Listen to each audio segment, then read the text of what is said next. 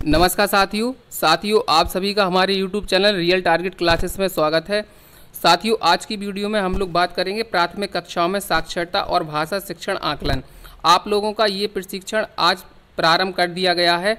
निपुण भारत मिशन के अंतर्गत आप लोगों के ये जो प्रशिक्षण चल रहे हैं, इसके अंतर्गत आज हम लोग प्राथमिक कक्षाओं में साक्षरता और भाषा शिक्षण संबंधी प्रशिक्षण में किए गए आकलन में जो प्रश्न किए गए हैं उसके उत्तर के बारे में हम लोग जानेंगे। तो शुरू से लेकर अंत तक आप इस वीडियो में बने रहिए।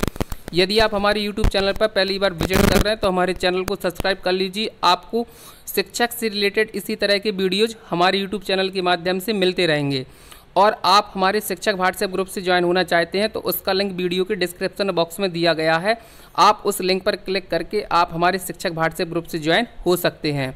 तो साथियों, ये हमारा कोर्स नंबर 10 है। जब आप इसको दीक्षा ऐप में ओपन करेंगे तो कुछ इस तरीके से इसका इंटरफेस दिखेगा। इसमें लिखा होगा प्राथमिक कक्षाओं में साक्षरता और भाषा शिक्षण आकलन। इसके बाद जब आप एरो बटन को प्रेस करेंगे तो आपके सामने सबसे पहला प्रश्न आएगा, दिए गए उद्देश्यों में से कौन से उद्देश्य प्राथमिक कक्षाओं में भाषा शिक्षण के लिए महत्वपूर्ण है। तो इसमें आपके सामने 4 स्टेटमेंट दिए गए हैं, जिसमें पहला है साक्षर लोगों की संसार में दाखिल होने के लिए साक्षरता को बच्चों के लिए प्रासंगिक करना।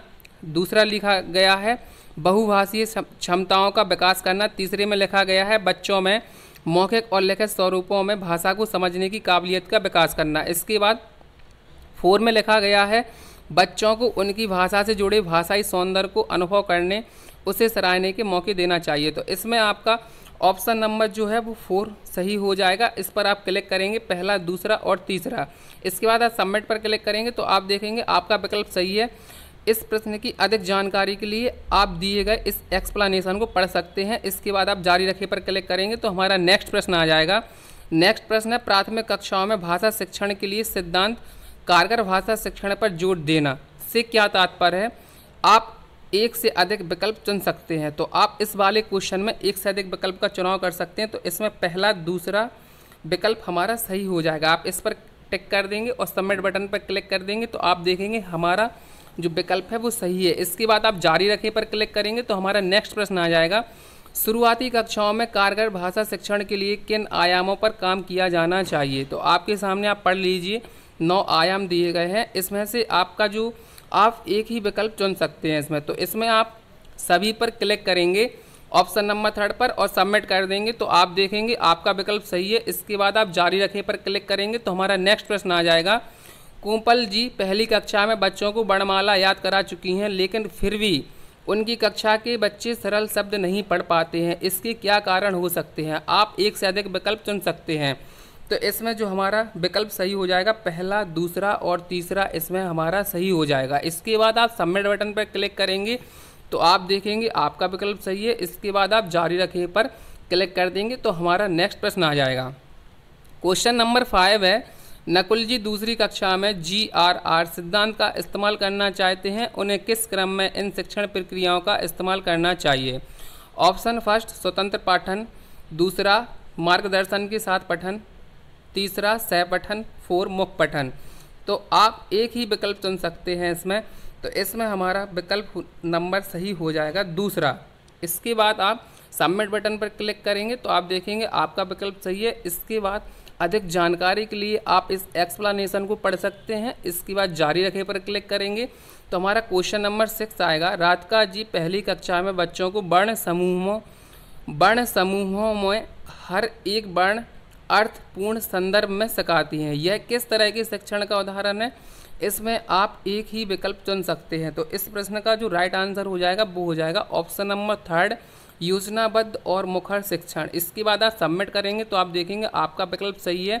इसके बाद आप जारी रखें पर क्लिक कर देंगे तो इसके बाद हमारा नेक्स्ट प्रश्न आ जाएगा, प्रियंका जी के अनुसार प्राथमिक कक्षाओं में सुनने बोलने के कौशल का विकास करना उतना जरूरी नहीं है जितना लिखने और पढ़ने का।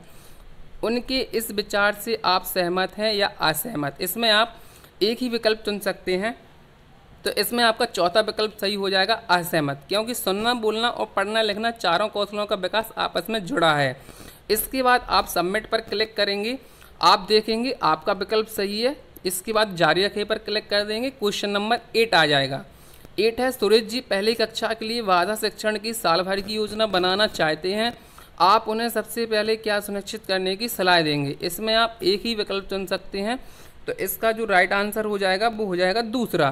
पहली कक्षा के लिए भाषा शिक्षण के मुख्य आयाम और उनसे जुड़ी मुख्य क्षमताएं का चयन करें। इसके बाद सबमिट करेंगे। आप देखेंगे आपका विकल्प सही है। इसके बाद जारी रखे पर क्लिक कर देंगे। क्वेश्चन नंबर 9 है, हमने कोर्स में कारगर भाषा शिक्षण से जुड़े सिद्धांत देखे थे, इनमें से वे सिद्धांत चुनिए जो सही हों। आप एक से अधिक इसमें विकल्प का चुनाव कर सकते हैं, तो इसमें जो आपका सही हो जाएगा पहला और तीसरा इसमें सही हो जाएगा। इसके बाद आप सबमिट करेंगे, तो आप देखेंगे आपका विकल्प सही है। इसके बाद आप जारी रखे पर क्लिक कर देंगे। तो हमारा आखिरी क्वेश्चन है क्वेश्चन नंबर 10। इसमें दिया है, आप यहाँ सुनीता जी द्वारा बनाई गई ब्लॉक योजना देख सकते हैं। इस योजना को बेहतर बनाने के लिए आप इसमें क्या बदलाव करना चाहेंगे। ब्लॉक फर्स्ट, ध्वनि वर्ण संबंध सिखाना। ब्लॉक 2, अक्षर जोड़कर शब्द बनाना सिखाना। ब्लॉक 3, डिकोडिंग से जुड़ी गतिविधियां करना। आप एक से अधिक इसमें विकल्प का चुनाव कर सकते हैं, तो इसमें जो हमारा राइट विकल्प हो जाएगा पहला और तीसरा इसमें राइट हो जाएगा। इसके बाद आप सबमिट करेंगे, तो आप देखेंगे आपका विकल्प सही है। अधिक एक्सप्लेनेशन के लिए, अधिक जानकारी के लिए आप इस एक्सप्लेनेशन को पढ़ सकते हैं। इसके बाद आप जारी रखे पर क्लिक करेंगे, तो आप देखेंगे आपके 10 क्वेश्चन जो किए गए थे वो 10 क्वेश्चंस आपके सही हैं। साथियों, ये हमारा कोर्स नंबर 10 था, प्राथमिक कक्षाओं में साक्षरता और भाषा शिक्षण, जिसमें हम लोगों ने आकलन प्रश्नोत्तरी देखी है। आपको हमारे चैनल से इसी तरह के वीडियोज मिलते रहेंगे। अगर वीडियोज पसंद आई हो तो लाइक और शेयर कीजिए, साथ ही हमारे चैनल को सब्सक्राइब कीजिए। Thank you.